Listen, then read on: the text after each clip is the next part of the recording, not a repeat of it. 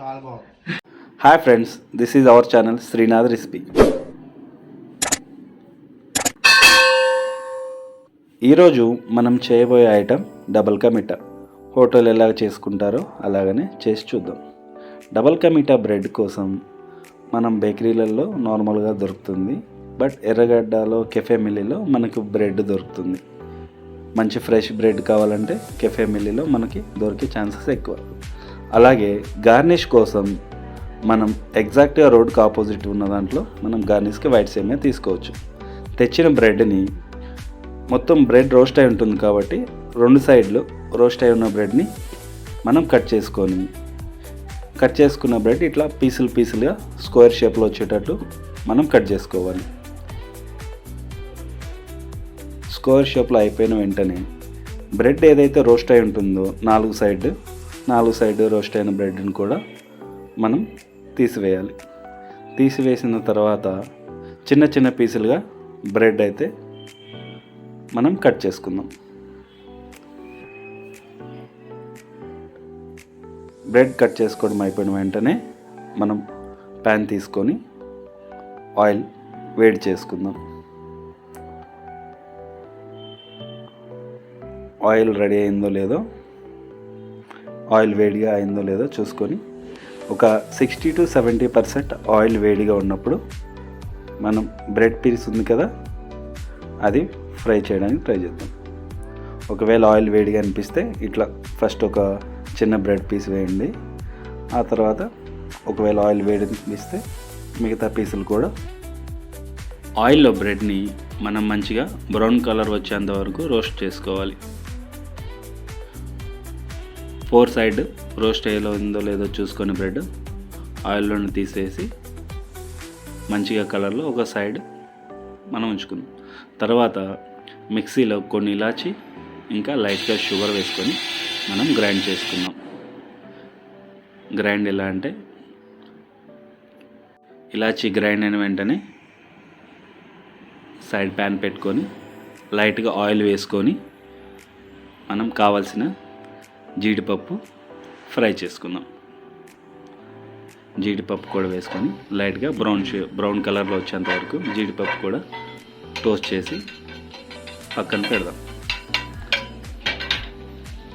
ఇంకా కావాల్సిన ingredients milk, ఇలాచీ పౌడర్, ఇంకా ఫ్రై కాజు, మిల్క్ మేడ్, నెస్లే,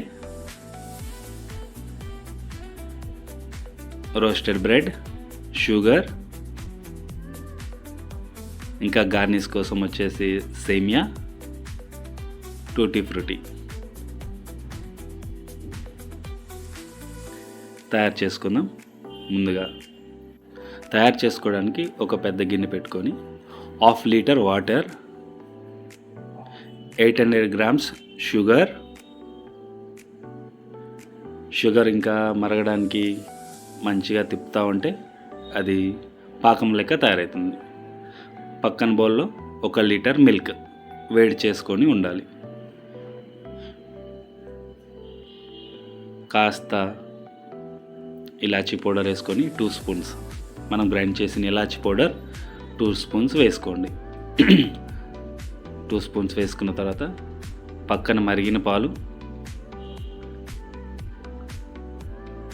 మొత్తం మరిగిన పాలు వేసుకుంటే టోటల్ 1/2 లీటర్ వాటర్ ఇంకా 1 లీటర్ మిల్క్ అవుతుంది.